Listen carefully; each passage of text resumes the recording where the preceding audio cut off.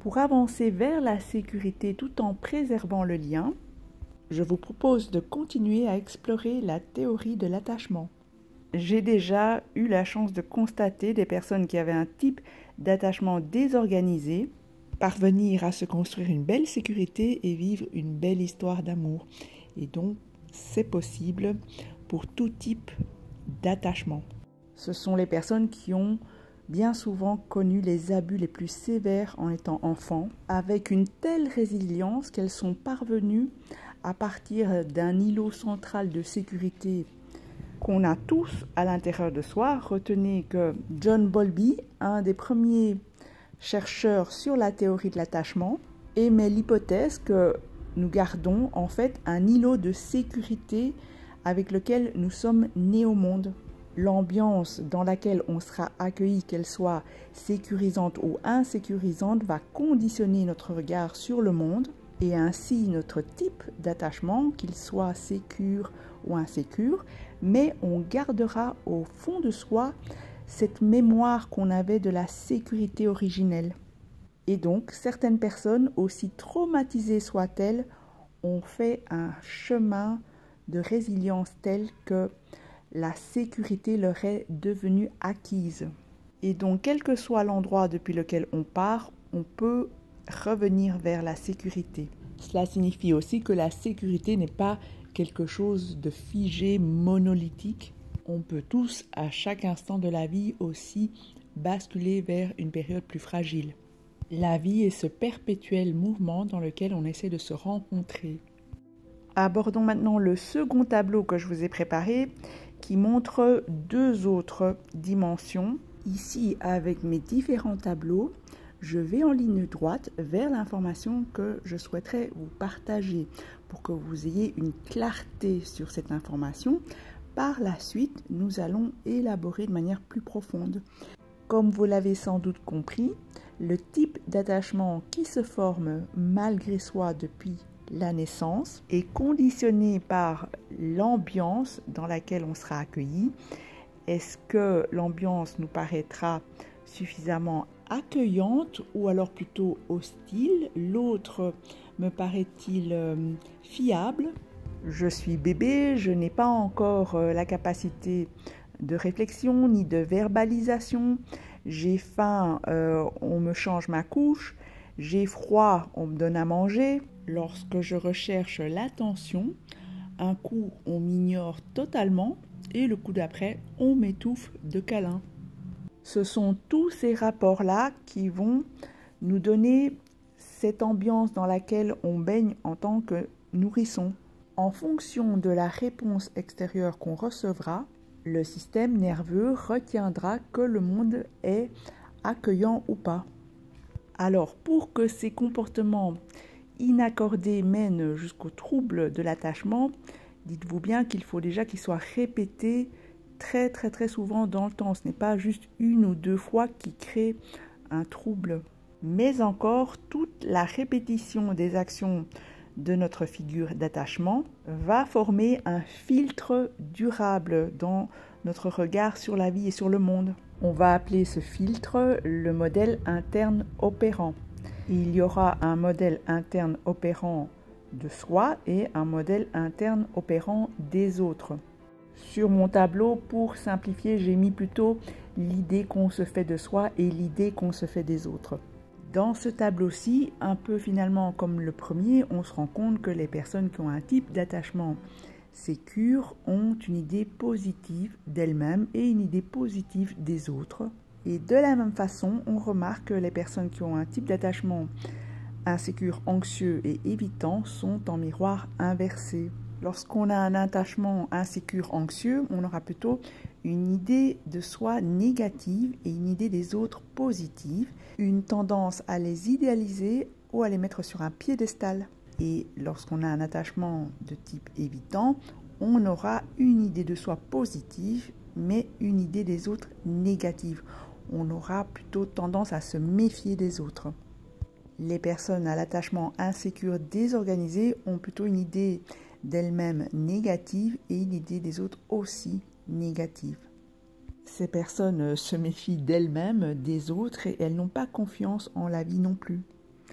Ici, attention, lorsque je parle d'idée de soi, c'est vraiment l'idée qu'on se fait à l'intérieur et qu'on ne va pas forcément partager aux autres. Donc quelqu'un peut être très grandiloquent, narcissique. Il se peut que ce soit un mécanisme de défense pour cacher une piètre image de soi. Nous venons donc de voir ces deux autres dimensions qui sont l'idée qu'on se fait de soi et l'idée qu'on se fait des autres. Maintenant, voyons ce que cela donne lorsqu'on croise tout cela dans un tableau avec les deux premières dimensions dont je vous ai parlé dans le tableau précédent, qui sont l'anxiété d'abandon et l'évitement de l'intimité. Cela donne les 4 types d'attachement avec les filtres qu'ils imposent aux individus. Les personnes qui ont un type d'attachement sécure, qui ont une idée positive d'elles-mêmes et des autres, un faible niveau d'anxiété d'abandon et un faible niveau d'évitement de l'intimité, montrent plutôt une certaine habileté relationnelle, une souplesse, une autonomie. Elles sont sereines avec la proximité et autant avec la distance, donc elles sont tout à fait indépendantes. Elles sont capables de fusionner tout comme défusionner en toute tranquillité. Elles ont confiance en elles, en les autres et en la vie, et elles montrent une capacité de régulation de leurs états émotionnels beaucoup plus importante. Et aussi, elles se montrent plus réceptives aux demandes ou aux besoins de leurs partenaires. Ici, je synthétise pour que vous ayez une vue d'ensemble. Comme je vous l'ai dit, nous irons plus en détail par la suite. Concernant les personnes qui ont un attachement anxieux et donc une idée d'elles-mêmes plutôt négative, mais une idée des autres positive, ce sont des personnes qui montreront de l'insécurité, de l'inquiétude, de la jalousie et donc aussi un surinvestissement de la relation. Elles seront en recherche d'approbation, hypersensibles à leur propre détresse et donc dépendantes sur le plan affectif, car elles craignent aussi l'abandon et la solitude. Leur manque de confiance en elles-mêmes les amène bien souvent à se soumettre en relation, à vouloir correspondre à l'idéal de l'autre. Pour ce qui est des personnes à l'attachement évitant, c'est-à-dire qui ont une idée d'elles-mêmes plutôt positive, mais une idée des autres négative, une anxiété d'abandon faible, mais bien sûr un évitement de l'intimité très élevé. Ces personnes ont plutôt une bonne image d'elles-mêmes, voire idéalisée. Elles évitent l'intimité et le conflit. Elles se dévoileront très peu ou alors très progressivement, montreront peu leur affection. En somme, elles sont détachées de la relation amoureuse, ce n'est pas une priorité dans leur vie. Elles vont tout faire pour être autonomes, indépendantes, pour ne surtout pas dépendre des autres. Dans leur filtre, elles perçoivent leur partenaire non disponible et potentiellement rejetant. Elles vivront plus simplement, plus aisément des relations exclusivement basées sur le plaisir charnel. Ou alors l'autre extrémité, il y a 2 options possibles dans ce profil. Ces personnes-là peuvent, une fois attachées dans une relation plus suivie, carrément se désinvestir de la relation charnelle. Pour les personnes à l'attachement désorganisées, qui ont donc une mauvaise image d'elles-mêmes, une mauvaise image des autres, une anxiété d'abandon élevée alternée avec un évitement de l'intimité élevé également.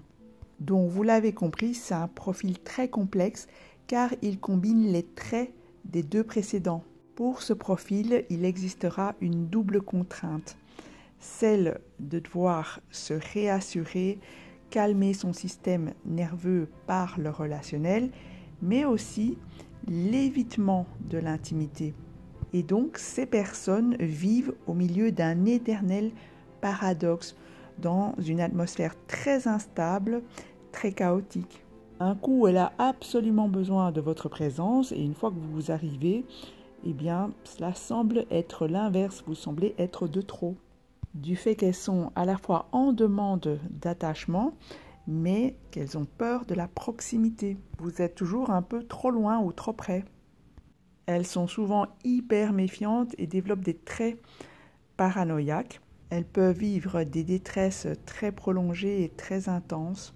Elles oscilleront entre le besoin de contrôler leur environnement et parfois, étonnamment, la soumission. Donc cela dépend de quel profil l'anxieux ou l'évitant prendrait le dessus. Ce sont généralement des gens qui finissent bien souvent très solitaires car elles ont une vision d'ennemi de l'autre.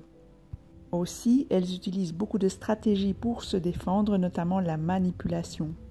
Les profils évitants et anxieux peuvent aussi utiliser la manipulation.